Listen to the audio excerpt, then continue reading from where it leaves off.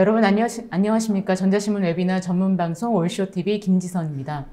많은 기업이 디지털 트랜스포메이션을 진행을 하면서 데이터에 주목을 하고 있는데요. 그러나 데이터가 어디에 있는지 어떻게 활용을 해야 할지 아마 모르시는 분들이 많으실 겁니다. 이 대다수 기업이 현재 데이터를 제대로 사용하지 못하고 있는 상황인데요. 오늘은 이 분야 전문 기업 IBM과 함께 효율적인 데이터 관리 방안에 대한 해결책을 좀 모색해 보려 합니다. 오늘 이 자리에 한국 IBM 민선미 실장님 그리고 이지환 실장님 나와주셨습니다. 안녕하세요. 안녕하세요. 안녕하세요. 네, 간단하게 자기소개 부탁드리겠습니다. 먼저 민선미 실장님 부탁드립니다. 네, 안녕하십니까. 저는 한국 IBM의 클라우드 팩포 데이터 기술 영업 담당하고 있는 민선미라고 합니다. 네, 이어서 이지환 실장님 부탁드립니다. 네, 안녕하세요. 저는 한국 IBM의 클라우드 이노베이션 파크의 이지환 실장이라고 합니다. 저는 오늘 IBM 클라우드 팩포 데이터를 이용해서 실제 기업에서 AI를 어떻게 개발하고 활용할 수 있는지에 대해서 유스케이스를 통해서 보여드리도록 하겠습니다. 네, 오늘 발표는 약 40분간 진행될 예정입니다. 저희가 발표를 하는 동안 궁금한 내용에 대해서 질문을 주시면 추후에 골라서 좀 답변을 드리도록 하겠습니다. 지금 현재 설문조사도 진행 중입니다. 이 설문과 질문에 참여해 주신 분들께는 소정의 상품도 보내드리오니 많은 참여 부탁드리도록 하겠습니다. 그럼 지금부터 어떻게 하면 숨겨진 데이터를 잘 찾아서 효율적으로 관리할 수 있는지 그 해결책을 들어보도록 하겠는데요. 민선미 실장님 발표 부탁드리겠습니다.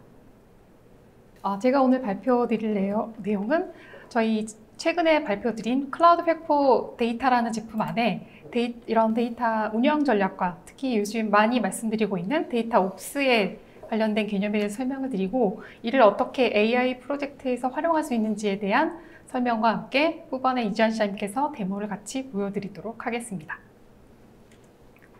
네, 오늘 설명드릴 어젠다에 대해서 간단히 설명드리겠는데요.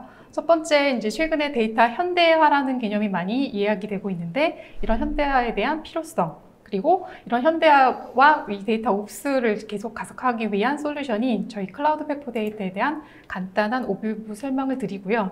이 안에 저희 클라우드 팩포 데이터 안에 왓슨 날리지 카탈로그라고 해서 데이터 카탈로그를 관리하는 또 솔루션이 안에 녹아 들어가 있습니다. 이를 활용해서 비즈니스용 데이터를 어떻게 관리하고 이해하고 분석 활용하기 위해 활용할 수 있는지 한 제품의 소개를 드리고 이를 위한 데모까지 보여드리도록 하겠습니다. 네, 최근에 일단 데이터를 활용한 많은 기업들이 활용을 하는 전략을 펼치고 있었는데 최근에 이제 AI가 많이 화두를 몇 년간 되고 있습니다. 그래서 최근 기업들이 이런 데이터와 AI 요정을 최우선 과제로 선언하여 계속 AI 프로젝트를 2-3년간 지속되고 있는데요. 포레스트 웨이브 같은 경우에는 고객 중에 약 90%가 더 많은 투자 계획을 가지고 있고 또 최근 MIT 슬론 연구소에서도 약 85%의 고객이 이 AI 프로젝트를 전략적인 우선 과제로 선정하여 많은 AI 쪽에 포커스를 하고 있는데요. 하지만 아직 절반 이상의 고객들이 이 데이터를 어떻게 활용하고 또 어떻게 구성하고 활용하는지에 대해 파악을 못해서 이 제대로 된 AI 프로젝트를 많이 진행하지 못하고 있는 현실이라고 볼 수가 있고요. 그래서 많은 기업들이 이 BI와 이 셀프 서비스 분석의 이 중간 단계에서 머물러 있고 제대로 셀프 서비스로 돌아갈 수 있고 활용할 수 있는 이 AI 단계로 아직 많이 못 가는 상태인데요. 이거의 중심이 바로 데이터 관리 전략에 있기 때문에 이런 부분에 대해서 저희가 오늘 설명을 드리도록 하겠습니다. 네, 아마 그 애플리케이션 현대화는 워낙에 지금 얘기가 많이 됐었었는데 데이터 현대화에 대해서는 조금 생소하신 분들도 아마 계실 것 같습니다. 이 데이터 현대화가 뭐고 왜 데이터 현대화를 해야 하는지 좀 궁금하실 것 같은데요. 네, 그래서 이제 처음에 준비한 장표가 데이터 현대화의 필요성이라는 장표인데요. 일단 데이터 현대화라는 용어가 조금 많이 생소하실 것 같은데 사전적인 의미로는 이런 레거시 있는 데이터들을 우리가 현대화된 DB로 옮기는 사전적인 의미는 그런데 아무래도 AI 쪽으로 데이터를 활용하려는 그런 개념이다 보니까 AI로 데이터 분석가들이 자유롭게 활용할 수 있는 정형 데이터, 비정형 데이터를 옮길 수 있는 그런 플랫폼에 있는 환경으로 데이터를 옮기는 그런 작업들을 이제 데이터 현대화라고 볼 수가 있습니다. 그래서 이런 현대화가 이루어지면 어떤 게 좋은지에 대한 필요성을 말씀드리면 이런 데이터를 가지고 있고 그런 데이터에 대한 소유 그다음에 내진 여러 가지 그런 문제들을 해결하기 위해서 이제 효과적인 애플리케이션 현대화를 보장할 수 있는 장점이 있고요. 그리고 이런 데이터들에 대한 통합 정보, 통찰 서비스를 식별하고 노출할 수 있는 환경을 통해서 이제 전사적인 통합 데이터 뷰를 가질 수 있는 장점이 이제 데이터 현대화를 통해서 이룰 수가 있습니다. 그래서 데이터를 이렇게 잘 소유와 또 통찰 내지는 전체 식별 정보를 갖고 있으면 이렇게 AI로 갈 수 있는 그런 정보를 활용해서 데이터를 수익화할 수 있기 때문에 기업의 새로운 수익 창출원이 될 수가 있고요. 그다음에 나중에 이제 트랜지션 애플리케이션과 또 이제 분석 애플리케이션이라서 양쪽에서 통찰력에 관한 시너지를 올 수 있기 때문에 최종적으로는 이 AI 분석의 가치를 극대화할 수 있는 게 데이터 현대화의 장점이라고 볼 수가 있습니다. 그래서 이러한 이유로 데이터 현대화가 필요하고요. 최근에 이런 AI 프로젝트로 잘 이 여정이 갈 수 있도록 IBM AI 레더라는 그런 저희 IBM에서 개발한 프레임워크로 많이 말씀을 드리고 있습니다. 그래서 AI 레더, AI 사다리라고 이제 한글로는 표현을 하고 있는데요. 이 개념은 조직이 이 AI로서 잘 프로젝트를 개발할 수 위해 어떻게 가면 좋은지에 대한 그 단계에 대한 부분을 IBM이 정의한 개념이라고 볼 수가 있고요. 이런 AI 레더로 갈 수 있는 이런 전략을 저희는 크게 4가지 영역으로 구분해서 말씀을 드리고 있습니다. 그래서 컬렉트 영역, 오가나이즈, 그다음에 어널라이즈, 인부스 크게 4단계로 볼 수가 있고요. 특히 컬렉터 같은 경우에는 데이터가 어디에 있는지에 대한 바로 매트릭스를 접근할 수 있는 그런 부분을 컬렉터 영역에서 저희가 이제 많이 말씀을 드리고 있고 이 부분 같은 경우에는 데이터에 대한 직접 접속을 통해 데이터를 활용할 수도 있고 아니면 데이터를 옮기지 않는 가상화된 뷰를 통해 내가 권한은 없지만 일단 저희 쪽 클라우드 팩포 데이터로 가상화로 맺어놓으면 이런 데이터를 활용할 수 있도록 만들어주는 게 이제 컬렉트 영역 부분에서 저희가 구현할 수 있는 그런 전략입니다. 그리고 오늘 제가 집중적으로 설명드린 이 오가나이즈 영역은 데이터 카탈로그와 전사 데이터를 파악한 후에 또 최종적으로는 고품질의 데이터를 모니터링할 수 있는 그런 부분이 이제 오가나이즈 영역으로 해서 저희가 또 가장 많이 포커스돼서 말씀드리는 영역입니다. 그래서 오가나이즈는 데이터 운영 전략에 대한 부분을 오가나이즈라고 하고, 그래서 여러 군데의 데이터를 잘 액세스하고 잘 액세스된 데이터를 잘 오가나이즈해서 정리를 한 데이터들을 최종적으로는 데이터를 리포트를 만들든 아니면 AI 분석 프로젝트로 넘어가든 이런 데이터 활용을 잘 할 수 있는 부분으로 넘겨서 전반적으로는 데이터 수집부터 AI 프로젝트까지 하나의 플랫폼, 하나의 인터페이스로 효과적으로 관리할 수 있도록 저희가 지원해드리는 부분이 저희 클라우드 팩포 데이터라는 솔루션이고요. 그 부분을 이제 AI 레더라는 이런 저희 프레임으로 잘 갈 수 있도록 많이 말씀드리고 있습니다. 그래서 이제 간단히 클라우드 팩포 데이터의 프레임을 한번 설명을 드리면요. 저희가 이제 컬렉트 영역은 주로 이제 흔히 많이 알고 계시는 데이터 저장 영역이라고 생각을 하시면 될 것 같고요. 여기에 좀 더 추가돼서 데이터 가상화라는 개념이 있어서 물론 데이터를 옮기는 작업들이 부담스러운 경우에는 가상화 연결을 맺어서 데이터를 좀 더 잘 활용할 수 있고, 가상화 연결된 그런 테이블 목록들을 오가나이즈 영역에서 데이터 카탈로그로서 잘 관리해서 데이터를 좀 더 분석적으로 활용할 수 있도록 하는 그런 연결을 갖고 있는 프레임이라고 볼 수 있습니다. 그리고 저희 이제 클라우드 팩포 데이터 같은 경우에는 벤더 락인에 빠지지 않을 수 있도록 저희가 IBM 클라우드 환경에서도 올릴 수 있고, 그다음에 프라이빗 클라우드 환경으로 구축할 수 있어서 저희가 멀티 클라우드 환경을 지원하는 그런 환경으로 되어 있고요. 기반은 레드햇 오픈시프트 기반으로 저희가 환경이 구성이 되어 있습니다. 그래서 오늘 주로 말씀드린 부분은 이 오가나이즈 영역. 그래서 데이터를 카탈로깅하고 이 카탈로그된 데이터들을 프리뷰를 통해서 데이터를 파악을 하고, 그다음에 데이터 여러 가지 보안 정책 룰이 있으면 저희 데이터 보안 정책 룰을 만들고, 또 나아가서는 최종적으로 좋은 품질의 데이터를 확보하기 위해 데이터 품질 룰을 만들어서 좀 더 이제 효과적인 데이터를 운영할 수 있도록 도와줄 수 있는 그런 기능이 오가나이즈 영역에 포진하여 있습니다. 저희가 예전 한 2주 전이었나요? 그때 이제 데이터 카탈로그에 대해서 좀 자세하게 살펴봤었는데, 오늘 같은 경우는 그 데이터 카탈로그뿐만 아니라 전반적인 데이터 관리라고 볼 수가 있겠네요. 그럼 설명해 주시는 게. 네네. 네. 그리고 저희가 데브옵스라는 얘기는 워낙 많이 들었는데, 최근에 또 핫한 용어가 이 데이터 옵스. 라고 알고 있는데요. 아마 많은 분들이 이미 아시고 계실 거라고 생각이 되지만 그래도 이 데이터 옵스가 뭔지 좀 궁금해 하시는 분들도 있을 것 같습니다. 실장님께서 좀 데이터 옵스가 뭔지 좀 자세하게 설명해 주시면 좋을 것 같은데요. 네. 저기서 그 오가나이즈 영역에는 저희 데이터 옵스라는 개념을 기반으로 저희가 프로젝트나 여러 가지 데이터를 잘 관리할 수 있는 그 프로세스를 구축할 수 있도록 그 안에 설계가 되어 있는데요. 일단 먼저 데이터 옵스라는 거는 데브옵스 개념은 많이들 알고 계시는데 데이터 옵스 같은 경우에는 예전에 흔히 얘기했던 데이터 거버넌스라는 영역으로 대체될 수가 있는데 뭐 최근에는 AI 프로젝트로 인해 데이터를 빨리 활용하고 또 좋은 품질의 데이터를 바로 활용할 수 있도록 적합한 데이터를 적시에 올바른 장소로 가져올 수 있는 프로세스를 자동화해서 셀프 서비스로 최종 사용자가 자유롭게 활용할 수 있는 환경을 만들 수 있는 이런 전략적인 실행 방법, 관리 프로세스를 구축하는 것이 데이터 옵스라고 볼 수가 있습니다. 그래서 뭐 가트너 같은 경우에는 조직 전체의 데이터 관리자와 또 소비자를 자연스럽게 연결할 수 있게 통합, 관리 자동화하는 그런 프로세스를 개선하고 그런 프레임을 만들어주는 그런 협업, 데이터를 위한 협업 관리 사례라고 정의를 하고 있습니다. 그래서 이렇게 데이터를 잘 활용하기 위해서는 일단 내가 어떤 데이터를 어떻게 갖고 있는지의 Know Your Data, 나의 데이터를 잘 알아야 하고 또 이런 데이터들이 좋은 품질로 잘 존재하고 있는지 Trust Your Data, 그 데이터들을 잘 품질 관리를 해야 되고요. 이렇게 잘 품질 관리된 데이터를 여러 사람들이 잘 활용할 수 있도록 셀프 서비스로 그런 자연스럽게 이어갈 수 있는 환경을 구축할 수 있는 그런 관리 체제가 데이터 옵스라고 볼 수가 있습니다. 그래서 이렇게 데이터 옵스가 잘 구현이 되면요, 최종적인 목표는 고품질의 데이터를 신속하게 사용자들에게 딜리버리할 수 있는 게 가장 큰 목표고요.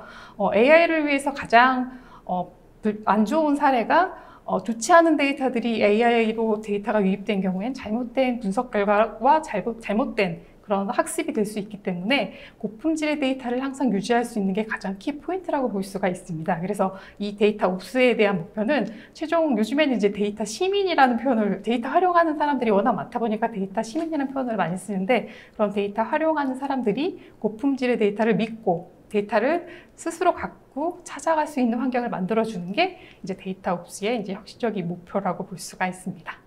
데이터 옵스가 굉장한 중요한 의미를 포함을 하고 있었네요. 네네. 네, 특히 양질의 데이터를 그리고 고품질의 데이터를 확보할 수 있다는 차원에서 네, 굉장히 중요한 포인트인 것 같습니다. 그래서 이제 최근에 이런 데이터 옵스를 잘 구현하려면 어떤 아키텍처들이 필요하나라고 이제 저희가 조사한 내용인데요.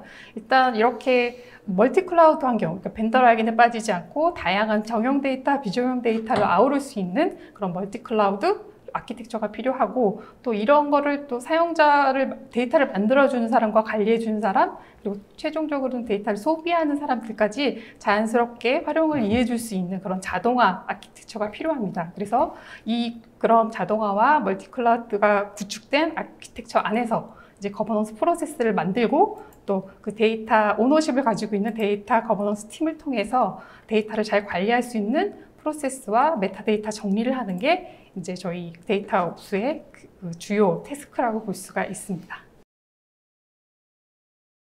그래서 이런 데이터 옵스를 기반으로 IBM이 여러 가지 필요한 데이터 옵스를 잘 구현하기 위해 필요한 기술 요소들을 이렇게 배치를 하였습니다. 그래서 주로는 이제 저희가 그 클라우드 팩포 데이터 안에 페르소나라는 표현을 많이 하는데요. 역할 기반으로 사용자들을 놓고 각 사용자별로 태스크들을 정의를 해서 데이터 아키텍트나 데이터 엔지니어는 데이터를 잘 이동시켜 놓고 메타데이터를 잘 관리하는 역할을 하게 되고 데이터 스튜디오십은 데이터 그 내용 안에 있는 데이터 정책이라든가 중요 데이터에 대해 뭐 여러 가지 정책을 세워서 고품질의 데이터를 항상 유지하는 역할을 하게 되고 이렇게 잘 좋은 데이터들 그 데이터 그 소비자들에게 잘 찾아서 셀프 서비스로 활용할 수 있는 이런 자연스러운 아키텍처를 만든 게 저희가 이제 왓슨 날리지 카탈로그라는 제품입니다. 그래서 그 다음에 이제 저희 이 오가나이즈 영역을 담당하고 있는 왓슨 날리지 카탈로그라는 제품에 대해서 주요 기능에 대해서 설명을 드리도록 하겠는데요. 첫 번째는 가장 그 데이터 옵스의 키 핵심은 셀프 서비스 데이터 탐색 기능입니다. 그래서 어느 위치에서든 데이터를 잘 검색하고 활용할 수 있도록 하는 그 기능이 들어가 있고요. 또 메인 카탈로그 메뉴 안에서는 뭐 저희가 왓슨 AI 추천 기능이 있어서 자주 사용하는 아니면 데이터를 평가가 좋은 그런 데이터들을 추천할 수 있는 기능이 있고, 또 데이터를 카탈로그를 준비하면서 내지는 데이터를 활용하면서 그 조직 안에서 데이터 활용에 대한 여러 가지 데이터 후기를 넣을 수 있는 부분이 있습니다. 그리고 별점 평가로서 그 데이터를 정리를 해 놓으면 그 주변 같은 프로젝트를 하는 인원들이 내가 만든 프로젝트 데이터를 활용할 수 있도록 하는 그런 부분도 저희가 이제 그 셀프 서비스 데이터 환경으로 구축되어 있고요. 두 번째는 이제 단순 카탈로그로서 테이블 목록을 지을 수도 있긴 하지만 현업분들은 또 업무에 대한 용어를 많이 주로 쓰시거든요. 그래서 물론 테이블의 컬럼에 뭐 여러 가지 알 수 없는 용어로 알 수 있는 용어로 정리된 경우는 상관이 없지만 뭐 그 DB 관리자들만 알 수 있는 용어로 정리된 경우에는 비즈니스 글로설이라고 해서 비즈니스 용어를 또 정리할 수 있는 그런 부분이 저희가 또 지원을 하고 있습니다. 그래서 테크니컬 메타, 그리고 이쪽 부분을 또 비즈니스 메타라고 하거든요. 양쪽을 연결해서 서로 테크니컬 가이가 사용하는 용어, 그리고 비즈니스 현업이 사용하는 용어를 서로 일치시켜 정리를 해놓으면 이걸 좀 더 편리하게 활용할 수 있고 검색할 수 있는 부분이 비즈니스 글로서리 부분으로 저희가 정리해서 기술 지원을 하고 있습니다. 이렇게 데이터 카탈로깅을 하고 또 비즈니스 용어도 정리가 되면 거버넌스 프로젝트를 할 수 있는 기반이 시작이 되는 거거든요. 그래서 여러 가지 비즈니스 용어 메타를 기반으로 해서 데이터 보안 룰이라든가 데이터 품질 룰을 요소에 배치해서 데이터를 잘 활용할 수 있는 그런 프로세스를 거버넌스 정책으로 활용을 하실 수가 있습니다. 그래서 여기까지는 기존 온프라미스 환경에서도 많이들 하고 계시는 작업들인데요. 이런 작업들을 구축할 때는 굉장히 많은 테이블과 컬럼 내지는 비즈니스용을 정리하는 일이 굉장히 힘든 부분이기 때문에 이런 또 부분을 매칭하는 부분이 가장 큰 프로젝트 일일 수가 있습니다. 그래서 이런 부분은 저희 왓슨날리지 카탈로그에서 자동 디스커버리 기능이 있습니다. 그래서 메타데이터를 자동으로 갖고 와서 기존에 등록된 비즈니스 용어가 있다면 자동으로 데이터 컬럼 이름 기반이나 아니면 데이터 패턴 기반으로 해서 양쪽을 다 추천을 해줄 수 있는 그런 비즈니스 용어 탐지 기능이 있습니다. 그래서 이렇게 추천을 해서 기존에 갖고 있는 테이블 컬럼 이름과 비즈니스 용어를 이렇게 추천해서 일치시켜주는 그런 부분을 자동 디스커버리 작업에서 할 수 있는 게 저희 좀 가장 큰 밸류라고 볼 수가 있습니다. 그래서 이렇게 비즈니스 용어까지 잘 관리가 되면 최종적으로는 이제 데이터 퀄리티 탐지가 또 가장 중요한 핵심이 될 수 있는데요. 각 컬럼이나 그런 데이터 성격별로 중요한 퀄리티 룰을 만들어 놓고 뭐 특정 컬럼에는 널이 있으면 안 된다거나 아니면 주민번호는 주민번호에 룰이 있을 때 그런 품질 룰을 만들어 놓고 이런 디스커버리 작업을 돌려놓으면 데이터 퀄리티에 대한 평가도 자동으로 해줄 수 있는 기능이 저희 제품 안에 들어와 있습니다. 그래서 추가적으로 이렇게 들어온 데이터 카탈로그들에 대한 계보, 그런 카탈로그 정보들이 언제 등록되고 또 어떤 프로젝트에서 활용이 됐는지에 대한 데이터 카탈로그에 대한 그 자세한 계보도 관리를 할 수가 있고요. 또 왓슨날리지 카탈로그의 가장 큰 장점 중에 하나는 분석 프로젝트랑 같이 연결됐었을 때 분석 프로젝트의 자산을 함께 관리할 수 있는 게 가장 큰 장점이라고 볼 수가 있습니다. 그리고 추가적으로 만약에 저희 ETL, IBM 같은 경우는 데이터 스테이지라는 제품이 있는데 그런 운영에 대한 그런 계보도 저희 쪽에 같이 개발되어 있었으면 같이 관리할 수 있는 부분이 데이터 리니지에서 커버를 할 수가 있습니다. 다음부터 이제 상세 기능을 조금씩 화면을 보여드릴 텐데요. 그래서 데이터 카탈로그로서 저희 제품에서 데이터 카탈로그로서 관리할 수 있는 영역입니다. 그래서 일단 기본적인 전용 데이터 영역, DB2나 오라클 흔히 쓰고 계시는 이런 RDB 쪽에 대한 테이블 메타 등 관리할 수 있고요. 최근에 이제 클라우드 쪽에 있는 메타 테이블 것도 저희가 함께 관리를 할 수가 있습니다. 그래서 요새 아마존이라든가 구글 쪽도 DB로서 많이 활용할 수가 있는데요. 저희가 일반 그 레거시 쪽에 있는 DB의 메타도 관리할 수 있지만 클라우드 DB의 메타도 함께 관리할 수 있기 때문에 멀티 클라우드 환경에 데이터의 카탈로깅 정보를 지원하는 게 또 가장 큰 장점입니다. 그리고 두 번째로는 비전용 데이터 관리도 함께 할 수가 있는데요. 특히 요즘에는 저가형 스토리지인 오브젝트 스토리지도 많이 활용을 하고 계시고 특히 또 아마존 S3 클라우드 쪽에 있는 오브젝트 스토리지를 많이 활용을 하고 계시는데 그쪽에 있는 데이터 정보들도 저희 카탈로그로 등록을 해서 그 오브젝트 스토리지 안에 데이터가 어떤 데이터들이 있는지에 대한 프리뷰를 지원을 해서 이제 정형 데이터, 비정형 데이터에 대한 양쪽의 카탈로그로 함께 관리할 수 있는 게 저희 가장 큰 밸류입니다. 그리고 마지막으로 또 큰 밸류는 분석 프로젝트 자산에 대한 그런 메타 정보를 관리할 수 있다고 말씀드렸는데요. 저희가 이제 왓슨 스튜디오라고 저희 클라우드 팩포 데이터 안에 그 분석 프로젝트를 관리할 수 있는 솔루션이 또 같이 있습니다. 그래서 왓슨 스튜디오라는 제품을 연결해서 분석 프로젝트를 개발했었을 때 그 분석 프로젝트 안에 사용한 뭐 CSV 파일이라든가 분석 파일 아니면 그 주피터 노트북이라는 그런 분석 소스, 그래서 여기서 개발된 머신러닝 모델 또 늦은 대시보드 이런 모든 정보들을 다 자산화해서 같이 프로젝트로서도 관리할 수도 있지만 뭐 중앙 카탈로그 쪽으로 내려왔으면 같이 그 프로젝트 안에 있는 자산도 함께 검색하고 관리할 수 있는 그런 부분이 저희 또 카탈로그의 큰 강점입니다. 그래서 지금 보시는 화면은 저희 중앙 카탈로그 쪽의 메인 화면이라고 볼 수가 있는데요. 일단은 저희가 일단 데이터 관리자가 카탈로그를 잘 정비해서 만들어주는 부분이 이 중앙 카탈로그 쪽에 게시가 될 수가 있습니다. 그래서 권한 있는 사용자들만 이 영역에 들어와서 카탈로그 쪽을 검색을 할 수가 있고요. 그래서 메인으로 들어오게 되면 그 사용자별로 저희 왓슨 AI 기반으로 데이터 추천 기능에 온 테이블 리스트들이 보실 수가 있고, 함께 이전의 데이터에 대한 평점들이 들어가 있었으면 함께 팀원들의 데이터 평가에 대한 부분도 노출이 돼서 좀 더 원하는 데이터를 빠르게 찾아갈 수 있는 부분이 메인 화면에 노출되어 있습니다.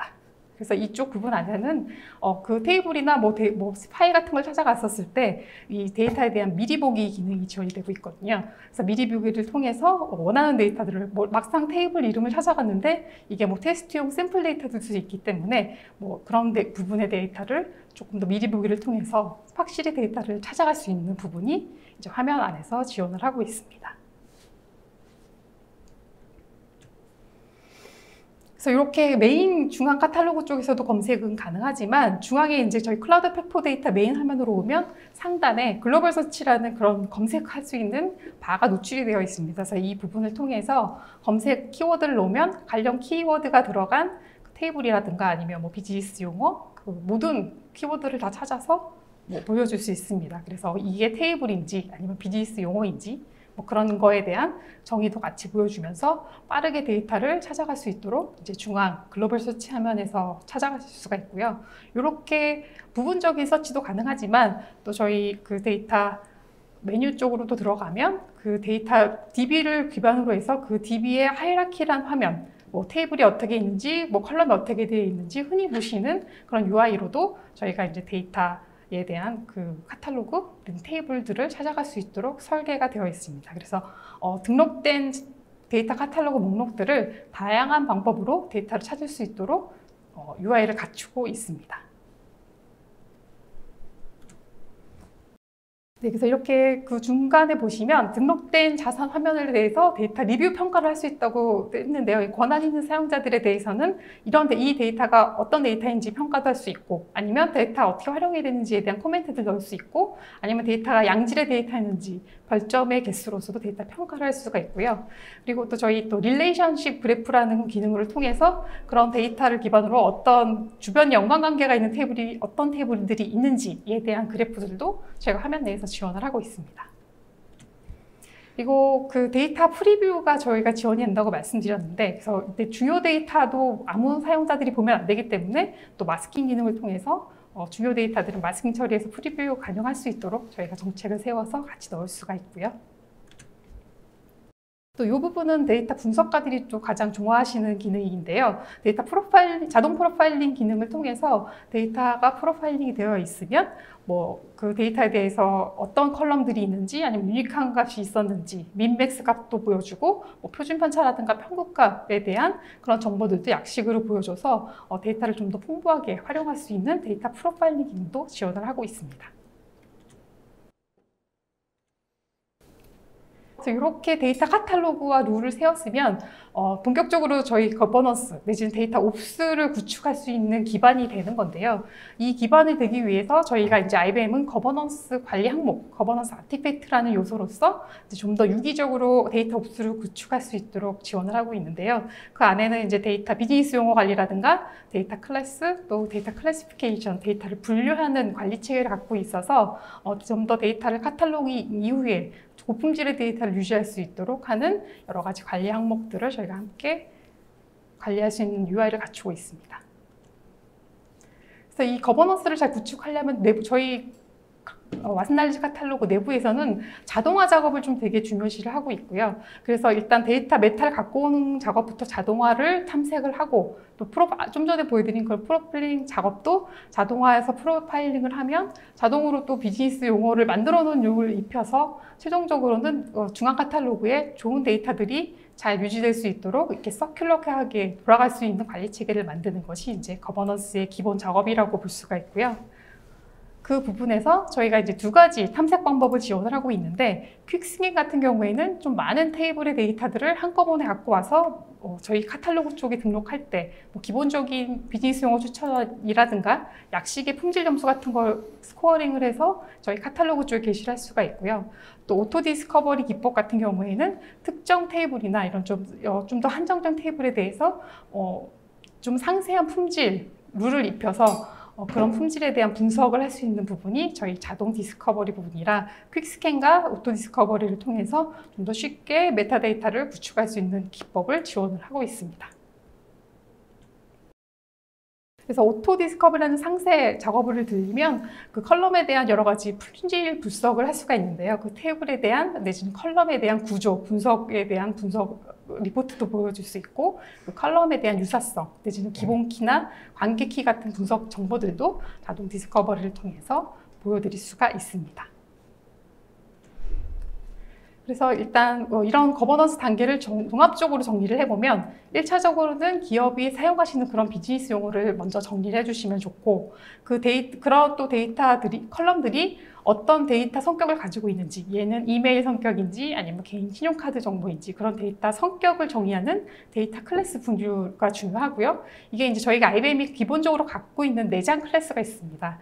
자동적으로 디스커버리 단계에서 데이터 클래스를 분류를 하고요. 만약에 고객사별로 고유적으로 사용할 수 있는 데이터 그런 성격이 있다면 별도로 커스텀 데이터 클래스를 등록해서 그 컬럼별로 그 데이터 클래스를 정의를 할 수가 있습니다. 그래서 이렇게 정의된 비즈니스 용어와 데이터 클래스 기반으로 자동화 룰과 품질 룰을 입혀서 최종적으로는 자동 디스커버리 작업에서 데이터 품질을 자동적으로 평가해서 잘 활용할 수 있도록 만들어주는 것이 이제 데이터 관리 단계, 데이터 옵스 단계의 이제 완성이라고 볼 수가 있습니다.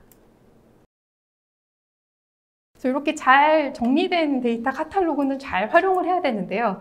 저희가 이제 그 클라우드 팩포 데이터 안에 어널라이즈 인퓨스라는 영역이라고 해서 왓슨 스튜디오라는 제품을 통해 데이터 분석 프로젝트를 할 수가 있습니다. 그래서 이런 분석가들한테 데이터 카탈로그 환경을 주어주고 원하는 자산을 알아서 찾아서 자신만의 프로젝트로 이동해서 할 수 있는 그런 연결 부분이 이제 저희 클라우드 팩포 데이터 안에 녹여 있고요.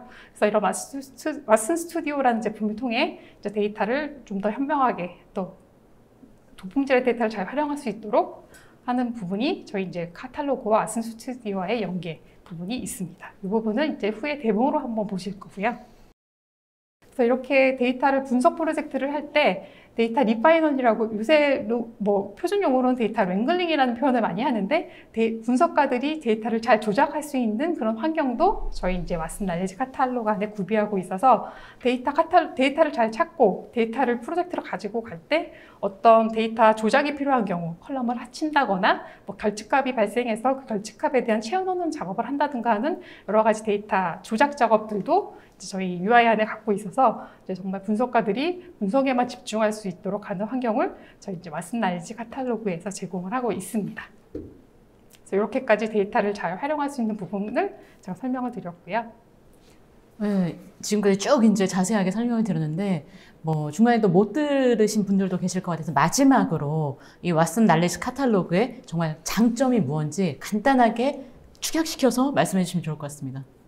네, 제가 좀 여러 직책을 말씀드렸지만 저희 이제 왓슨날리지 카탈로그는 데이터를 잘 관리하고 데이터를 잘 활용하고 또 고품질의 데이터를 잘 유지할 수 있는 관리 프로세스를 갖추고 있는 솔루션입니다. 그래서 다양한 데이터 타입을 관리를 할 수 있는 게 강점 중에 하나고요.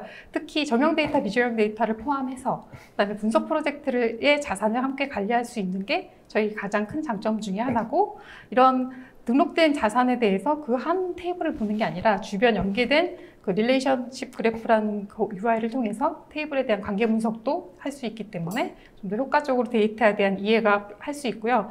특히 자동 그 데이터 이런 메타를 정리를 할 때 자동 탐색 기능을 통해서 좀 더 쉽게 데이터를 편하게 정리할 수 있다는 게 저희 마스 나레지 카탈로그의 장점입니다.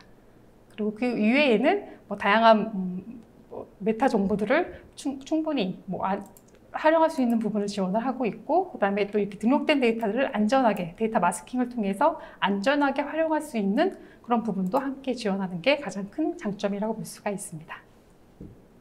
네, 지금까지 이제 민선미 실장님께서 굉장히 자세하게 이제 설명을 해주셨는데, 이제 이어서 바톤 터치를 이지원 실장님께 좀 드려야 될 것 같은데, 그렇다면 어떻게 이걸 사용할 수 있는지 좀 자세한 그 데모 영상을 함께 가져오셨다고 말씀드렸습니다. 실장님 이어서 발표 부탁드리고요. 그리고 지금 설문조사도 진행 중인데, 이 설문과 질문에 참여해주신 분들께는 뭐 소정의 상품도 드린다고 하니까 설문도 꼭 함께 해주시면 좋을 것 같습니다. 실장님 이어서 발표 부탁드리겠습니다. 네, 알겠습니다.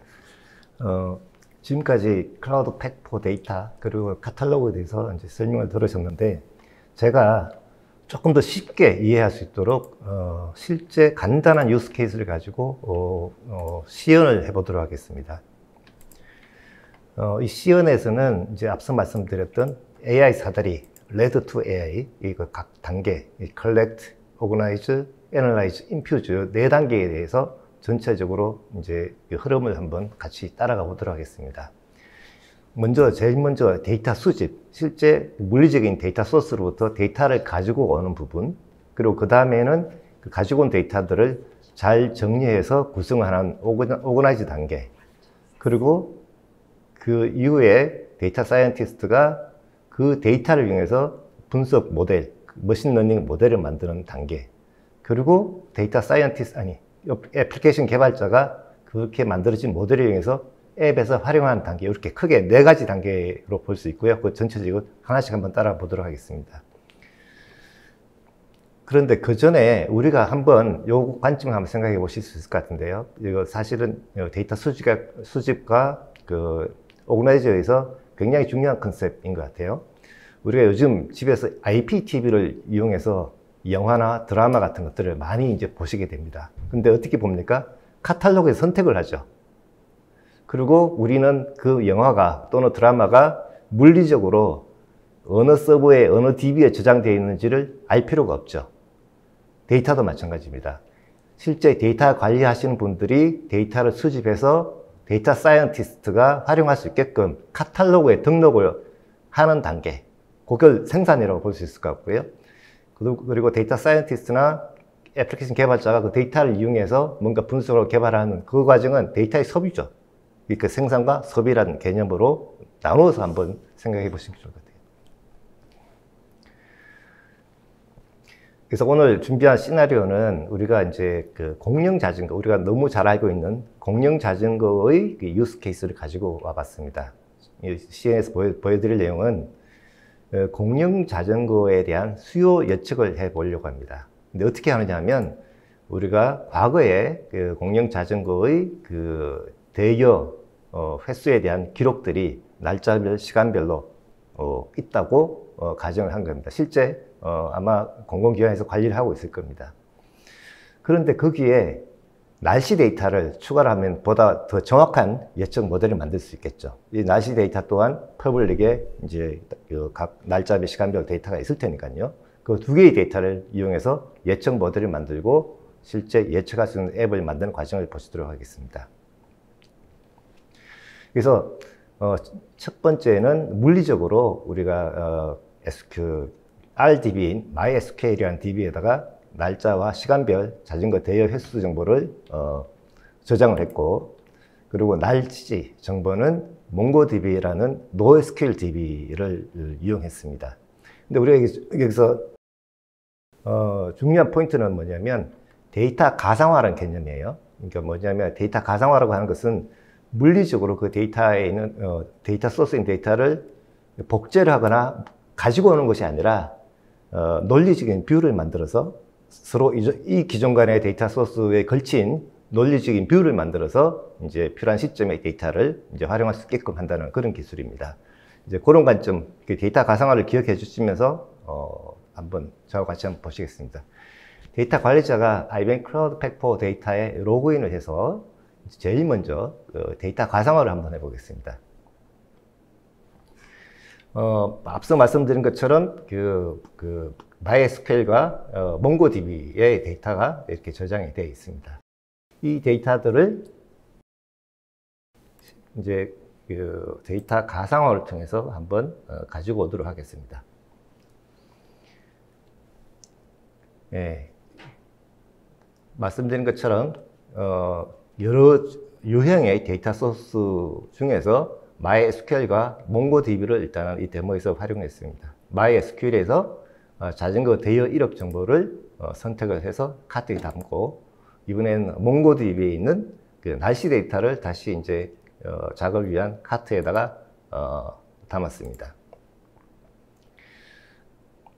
그런 다음에 이 데이터들을 이제 가상화를 할 겁니다. 내 작업 영역에 이제 데이터를 가상화를 하겠습니다. 이렇게 이제 가상화를 하게 되면 이제 이 물리적인 데이터 소스에 있는 이 테이블의 데이터들을 가지고 올 수 있는 뷰 데피니션이 만들어지는 겁니다. 실제 데이터를 가져오기 위한 논리적인 뷰죠. 이번에는 이 두 개의 가상화된 데이터를 조인을 해서 하나의 테이블로 만드는 과정을 보시겠습니다. 예, 날씨 데이터와 자전거 대여 이력 정보를 선택해서 이제 뷰를 조인을 합니다. 여기서 이제 날짜와 시간, 데이트 타임을 프라이머리 키로 해서 조인을 하는 과정인데요. 여기서 단지 이제 연결만 해줌으로 해서 이제 바로 이제 조인을 하고 이제 그 결과를 보실 수 있는데요. 만들어질 가상화 뷰 이름을 이렇게 바이크 서비스 이런 식으로 이제 정의를 해주면 이제 두 개의 테이블이 조인이 된 결과를 보실 수가 있습니다. 예, 그렇다면 이렇게 이제 그 뷰가 하나 만들어졌으면 실제 그 데이터가 잘 만들어졌는지 우리는 또 확인을 해봐야 되지 않겠습니까?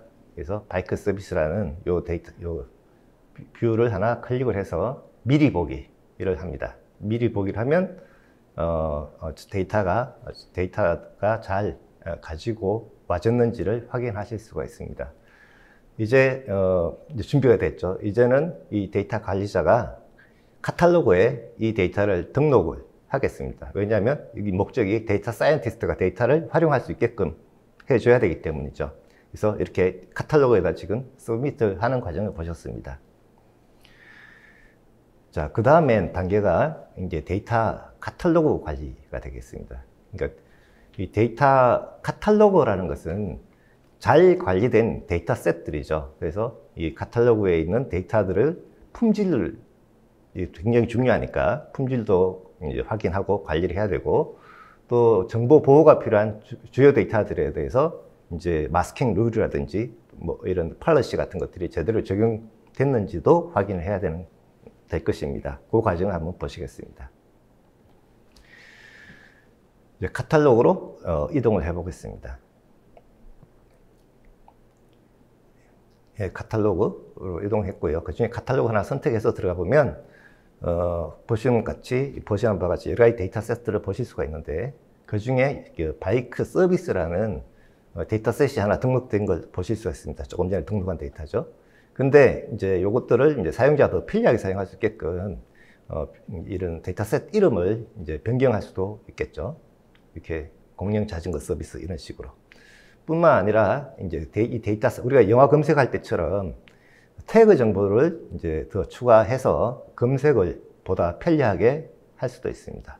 그래서 자전거 또는 뭐 따릉이, 타슈 뭐 이런 식의 그 태깅을 할 수도 있겠죠. 이제 그런 다음에 이 데이터가 아까 말씀드렸지 이 퀄리티 이제 이런 측면에서도 한번 검증을 해야 되니까 그 부분을 이제 어떻게 하냐면 앞서 말씀드렸던 것처럼 데이터 프로파일링 기능을 이용합니다. 그러면 각 칼럼별로 간단한 통계적 정보가 이렇게 그림으로 표시가 됩니다. 이 통계적 정보를 이용해서 뭘 할 수 있냐면 이 데이터가 유효한 데이터인지 퀄리티가 있는 데이터 있는지 이런 것들을 쉽게 알 수 있는 거죠. 왜냐하면 그 칼럼의 데이터의 분포 같은 것들을 보면 이게 제대로 된 정상적인 데이터인지 아니면 요거 풍속 같은 경우에 이 정도의 데이터로 이제 이렇게 분포가 돼 있다 하면 퀄리티가 괜찮다, 믿을 수 있다 이렇게 보실 수도 있겠죠. 또 이 칼럼 같은 경우는 제가 이제 그 데모를 위해서 주민등록번호 칼럼을 하나 만들어 봤습니다. 이제 주민등록번호 넣었는데 주민등록번호라고 이제 이렇게 자동으로 그 태깅이 된 걸 보실 수가 있습니다. 이게 어떻게 이제 가능한지 한번 보시겠습니다. 이제 사전에 카탈로그를 만들기 이전 단계죠. 데이터에 대한 룰을 정의합니다. 먼저 데이터 클래스, 데이터의 그 종류들을 먼저 이제 사전 정의를 해 놓습니다. 예를 들면 주민등록번호 이런 것들을 사전에 정의를 해 둡니다. 어떻게 하냐면 뭐 여러 가지 방법이 있지만 간단하게 레귤러 익스프레션을 써서 뭐 숫자 7자리, 숫자 6자리 이런 식으로 이제 구성되어 있으면 주민등록번호라고 인지를 하자라고 이렇게 뭐 간단하게 설정을 해봤습니다. 그 다음에 이 주민등록번호로 인지가 된 칼럼에 대해서는 마스킹을 하자라고 이제 룰을 이렇게 정의를 해뒀습니다. 그 데이터 클래스가 주민등록번호이면 이제 마스킹을 이제 이 세 가지 방법 중에 이제 한 가지로 이제 마스킹 할 수 있도록 이렇게 미리 설정을 해뒀습니다. 이렇게 해뒀기 때문에 아마 그 조금 전에 보여드렸던 카탈로그에 있는 주민등록번호라는 칼럼은 데이터 사이언티스트가 들어가서 그 데이터를 봤을 때는 분명히 마스킹 되어 있는 상태로 보실 수가 있을 것입니다. 그걸 다시 한번 확인해 보도록 하겠습니다. 이번에는 데이터 사이언티스트죠. 데이터 사이언티스트가 그 데이터를 이제 필요한 데이터를 카탈로그로부터 확보를 하고 그 데이터를 이용해서 머신러닝 모델을 만들 것입니다. 근데 머신러닝 모델을 만들 때 뭐 요즘은 주로 주피터 노트북 또는 뭐 RStudio 이런 이제 오픈소스 도구들을 많이 씁니다. 이제 그렇지만 그것보다 그 편리한 방법, 실제 어떤 이제 프로그래밍을 하지 않고 자동으로 모델을 만들어주는 그런 기술들이 요즘 많이 발전하고 있습니다. 그래서 IBM의 오토 AI라는 그런 이제 케이퍼빌리티를 이용해서 코딩하지 않고 모델을 만드는 과정, 그리고 만들어진 모델을 배포하는 과정을 같이 한번 보시겠습니다.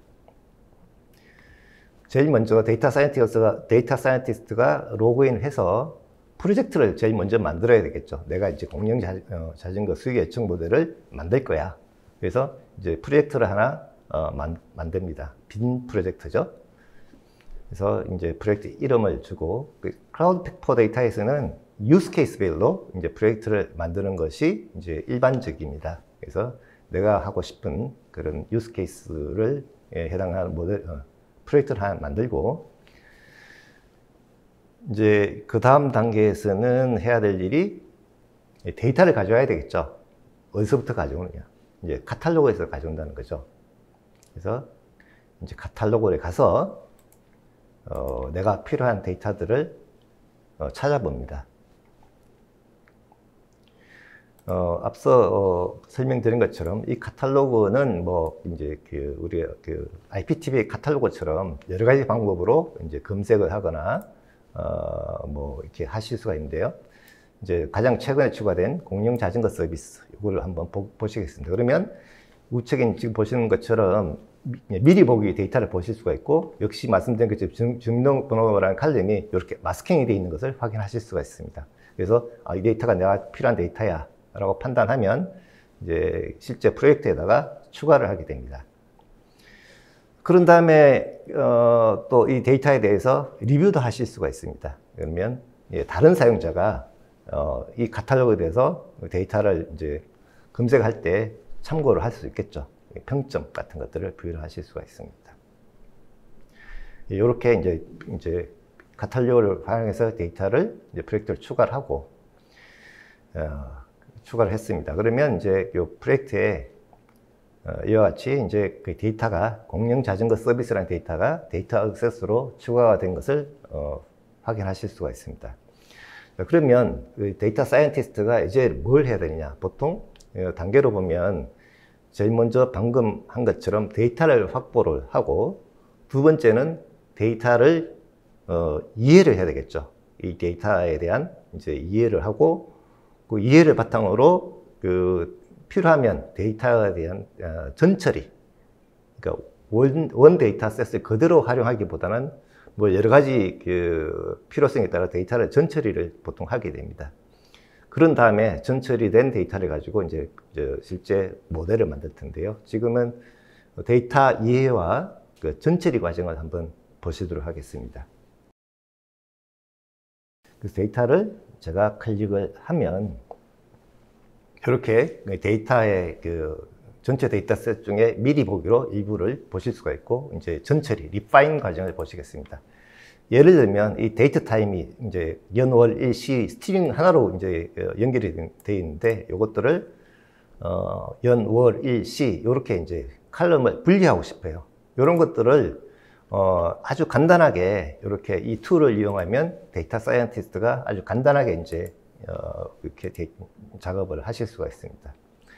또 예를 들면 필요 없는 칼럼 이런 것들을 이제 삭제를 한다든지 뭐 이런 것들도 간단하게 하실 수 있고요. 뭐 여러 가지 작업들을 편리하게 데이터 전처리에 대한 그 작업들을 편리하게 하실 수 있습니다. 줌넘버 같은 경우 필요하지 않으니까 삭제를 하겠습니다. 뭐 이런 식으로 하게 됩니다. 또 한 가지 이 데이터 사이언티스트가 이해를 하기 위해서는 이제 시각화 도구 차트를 보통 이제 많이 활용하게 되는데요.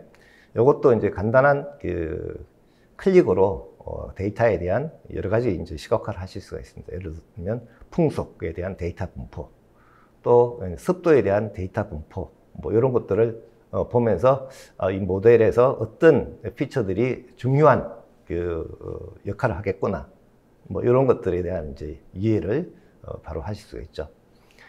또한 이제 경우에 따라서는 데이터의 분포, 예를 들어서 뭐 습도 같은 경우에 데이터가 어떻게 분포되어 있는지, 또 요 같은 풍속 같은 경우에 데이터가 어떻게 분포되어 있는지, 이런 것들은 이제 데이터 사이언스를 하시는 분은 익숙하실 텐데 비정상값, 아웃라이어 같은 것들이 있는지, 있다면 제거를 해야 될지 이런 거 판단하기 위한 이제 그런 부분이 되어 있고요. 또 한 가지 보다 복잡한 데이터와 데이터 사이의 상관관계를 이해하기 위해서는 3차원 그래프를 이용하실 수도 있습니다. 시간별, 습도별에 따라서 자전거 대여 횟수와 서로 상관관계가 어떻게 되는지 이런 것들을 이제 쉽게 보실 수가 있다는 거죠. 이런 이해를 바탕으로 보통 이제 데이터 사이언티스트가 그 다음 모델 작업에 이제 보통 들어가게 됩니다. 지금 이 부분은 데이터의 전처리와 시각화 과정을 이제 제가 보여드린 거고요. 이렇게 해서 이제 전처리된 데이터들을 이제 제가 저장을 하겠습니다.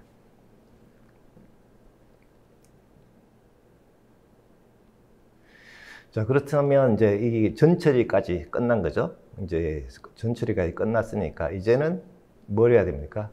이 데이터를 이용해서 모델을 만들어야 되겠죠. 머신러닝 모델을 만듭니다. 앞서 말씀드린 것처럼 이 단계 이후에는 파이썬 노트북이나 RStudio 같은 오픈소스 프레임워크를 활용하실 수도 있고, 제가 오늘 보여드리려고 하는 것은 그런 오픈소스 프레임워크가 아니라 AI를 위한 AI라고 할 수 있죠. 자동으로 모델을 만드는 방법에 대해서 보여드리도록 하겠습니다. 그래서 이제 이번에는 이제 오토 AI라는 이제 기능을 활용해 보겠습니다. 여기서는 이제 내가 만들 어셋 오토 AI 모델을 이름을 부여를 하고, 여기서 필요한 것은 단지 데이터만 선택하면 됩니다. 제가 조금 전에 전처리까지 끝난 그 데이터셋을 하나 선택하겠습니다. 그런 다음에 이 데이터 중에 예측을 하고 싶은 것은 우리는 자전거 대여 수잖아요. 그것만 이제 프레딕션 칼럼, 즉 타겟 칼럼으로 선택을 합니다. 나머지는 다 인풋, 그러니까 피처 데이터들이겠죠. 카운트, 그러니까 자전거 대여 기록에 영향을 주는 요 과정만 하고 바로 이제 클릭을 하게 되면 이제 지금부터는 모델이 자동으로 만들어집니다. 먼저 이제 데이터를 읽어와서 학습 데이터와 테스트 데이터로 분할을 하고 또 이 데이터에 가장 적합한 그 모델을 자동으로 선택을 합니다. 그런 다음에 그 모델을 만들기 위해서 여러 가지 그 에스티메이터, 알고리즘들이죠. 그 중에 가장 좋은 에스티메이터가 뭔지 이런 것도 자동으로 선택을 하는 것이죠. 그래서 이 오토 AI에서는 총 모델을 4개를 만들어 줍니다. 첫 번째 P1이라는 것은 이제 내가 만든 데이터를 가지고 자동으로 모델을 선택하고 그걸 이용해서 모델을 만드는 방법. 두 번째는 똑같은데 뭐 그 모델에 필요한 하이퍼 패러미터를 최적화를 해서 모델을 만듭니다. 세 번째는 그 데이터를 한번 가공을 합니다. 자동으로. 피처링을 하는 거죠. 그래서 이제 모델을 하나 만듭니다. 그리고 네 번째는 이제 하이퍼 패러미터 또 최적화한, 그렇게 총 4개가 만들어지고요. 그러면 각각 4개의 모델에 대해서 정확도가 이렇게 이제 비교를 할 수 있게끔 이렇게 표시가 됩니다. 그리고 우측에는 이 모델의 예측에 가장 영향을 많이 주는 피처 데이터들이 어떤 것들인지 이렇게 그래프로 보여주기 때문에 이런 것들을 보고 가장 정확도가 높고 신뢰가 높은 그 모델을 선택을 해서 단지 저장을 하는 것만으로 모델을 만드는 과정이 끝인 것이죠. 어떠한 이제 코딩이나 이런 것도 필요 없고 단지 이런 과정 통해서 모델을 이제 만드는 겁니다. 특히 이 오토 AI는 요즘은 시티즌 데이터 사이언티스트라는 말을 쓰죠. 데이터 사이언티스트가 아니라 현업에서 데이터를 가지고 있는 현업에서 아주 간단하게 모델을 만들 수 있기 때문에 이런 부분에서는 활용도가 아주 점차적으로 더 중요해질 거라고 저희들은 보고 있고요. 자, 마지막 단계에서는 이제 모델을 만든다고 하는 것은 클라우드 팩포 데이터 안에서는 그 모델을 저장을 한다는 것은 애플리케이션에서 활용할 수 있게끔 REST API를 제공한다는 의미거든요. 그래서 애플리케이션 개발자는 자바든 파이썬이든 뭐든 이제 익숙한 그런 이제 애플리케이션 랭귀지, 개발 랭귀지를 통해서 앱을 개발하고 단지 REST API를 통해서 이 모델을 연결해서 이와 같은 이렇게 날짜와 시간, 그리고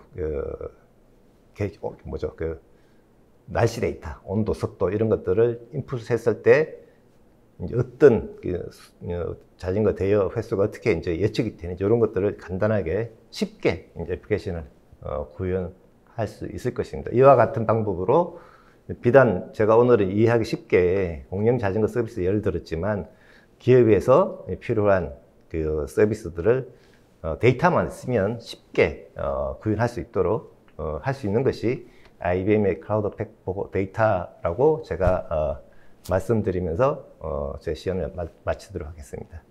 네, 지금까지 이제 두 실장님으로부터 데이터의 그 효율적 운영 관리 방안과 그리고 실제 데모까지 지금 살펴봤는데 데모는 좀 상당히 인상적이네요. 그러니까 어떻게 보면 지금 저희가 한 20분 정도 데모를 진행했는데 설명하신 시간을 제외하면 10분 정도면은 뚝딱 만들 수 있을 것 같은 그런 느낌이 들고 현업 말씀하셨는데 저도 조금만 공부하면 할 수 있지 않을까 생각이 들 만큼 굉장히 좀 쉬웠던 것 같습니다.